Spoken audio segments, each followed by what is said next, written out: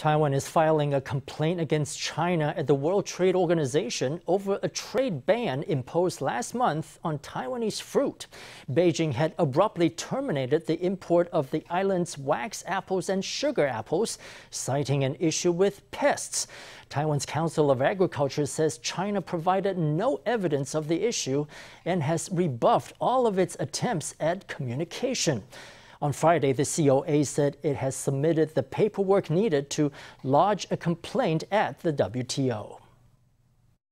China announced a ban on Taiwanese wax apples and sugar apples on September 20th. Taiwan threatened to sue Beijing at the World Trade Organization, but said it preferred to handle the issue through cross-strait dialogue. For the 9th time, it sent Beijing a request for information, asking for a reply by September 30th.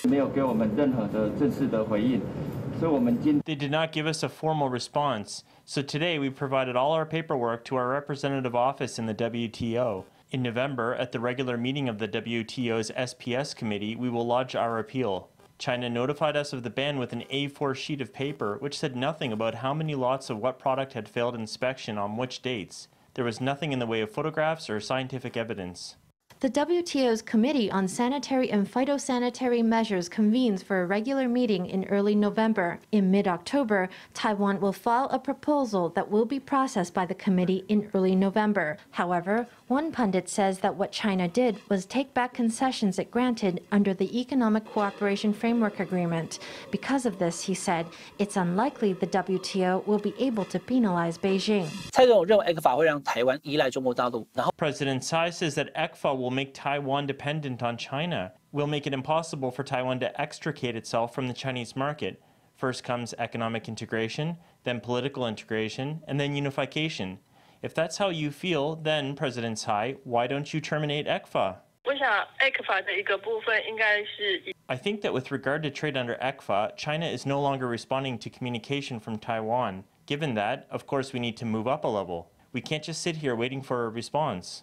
The scholar says that due to the breakdown of cross-strait communication, Taiwan has no choice but to turn to the WTO for redress. She said that as a member of the WTO, Taiwan has the right to issue an ultimatum to Beijing in response to the infringement of global trade rules.